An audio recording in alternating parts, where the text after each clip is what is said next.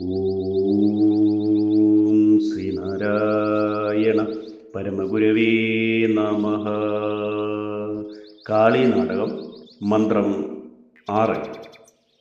പരം പഞ്ചമി ചന്ദ്രനും തോറ്റുപോയി, തിരയ്ക്കപ്പുറം കുറ്റമില്ലെന്നു തേറിത്തിറം വിട്ടുകപ്പം കൊടുക്കുന്ന നെറ്റി കുറിക്കുള്ളിൽ വീണാഴിയേഴാമരഞ്ഞാണരയ്ക്കൊന്നൊഹം ചാർത്തുമുർവി മണാളൻ മഹാദേവനും ബ്രഹ്മനും മുൻപരായോരവോ മായയിൽ പെട്ടിരിക്കുന്നു ചിത്രം. മഹാത്മാക്കളായുള്ളവർക്കും നിനച്ചാൽ മഹാമായ നിൻ വൈഭവം കിന്തരണ്യം. ഓം ശ്രീനാരായണ പരമഗുരവേ നമഃ. ഓം ശുഭദിനം, സുപ്രഭാതം.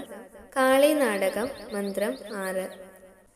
കർത്തവാവു കഴിഞ്ഞ് 5-ാം നാളിലെ മനോഹരനായ ചന്ദ്രൻ പോലും ദേവിയുടെ നെറ്റിത്തടത്തോട് മത്സരിച്ച് തോറ്റ് ഓടി സമുദ്രത്തിലെ തിരകൾക്കുമൊക്കെ അപ്പുറം ചെന്നൊളിച്ച് ഇനി എൻ്റെ മേൽ കുറ്റമൊന്നും ചുമത്തുകയില്ല എന്ന് തീരുമാനിച്ച് അഭിമാനമൊക്കെ വെടിഞ്ഞ് പരാജയം സമ്മതിച്ചു കീഴടങ്ങി കപ്പം കൊടുത്തുകൊണ്ടിരിക്കുന്ന നെറ്റിത്തടത്തിലെ പൊട്ടിൻ്റെ മോഹശക്തിക്ക് അടിമപ്പെട്ട് 7 സമുദ്രങ്ങളാകുന്ന അരഞ്ഞാൺ അരക്കെട്ടിൽ സദാ അണിഞ്ഞുകൊണ്ടിരിക്കുന്ന ഭൂമിദേവിയുടെ ഭർത്താവായ വിഷ്ണു, ശിവൻ, ബ്രഹ്മാവ് തുടങ്ങിയവരൊക്കെ ആശ്ചര്യമെന്നേ പറയേണ്ടു.